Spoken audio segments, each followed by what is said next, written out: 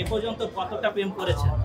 দুইটা, একটা হচ্ছে স্কুলে আর এটা হচ্ছে বড় হওয়ার পর। এখন কোনো প্রেমই করি না, কারণ আমার সাথে অ্যাডজাস্ট করা হয় না, ঝগড়া লেগে যায়। অনন্যার সাথে অ্যাডজাস্ট হতে হলে কেমন ছেলে হতে হবে? আমার মতো। আমার মতো বলতে কেমন একটু যদি বলেন। সেটা আসলে যে আমার সাথে রিলেশন করবে বা আমার সাথে বন্ধুত্ব করবে সেই বুঝবে, আমি তো জানি না। সাবেকরা কি এখন ফোন টোন দেয়, খোঁজ খবর রাখে? আসলে আমি কারোর সাথে যোগাযোগ করতে পছন্দ করি না, কারণ সবাই আমার কাছে মনে হয় চিটার, বেইমান। মানুষ আসলে ভালোবাসার যোগ্যতা রাখে না। যদি কেউ প্রেমের প্রস্তাব দেয় সেক্ষেত্রে কি করবে? প্রেম, বিয়ে, ভালোবাসা স্ক্রিনে, বাস্তবে না। এখনই একদম না। কবে নাগাদ আসলে জীবনের গাঁট বাঁধার ইচ্ছা আছে অনন্যা? এটাও আমি বলতে পারি না, আসলে আমার গাঁট বাঁধার কোনো ইচ্ছেই নেই।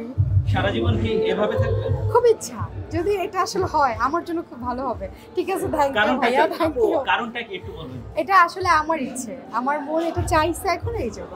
আচ্ছা আপু, আপনাকে দেখতে আজকে ঠিক জলপরীর মতো লাগছে, ঋতুমানার মতো লাগতেছে। Thank you.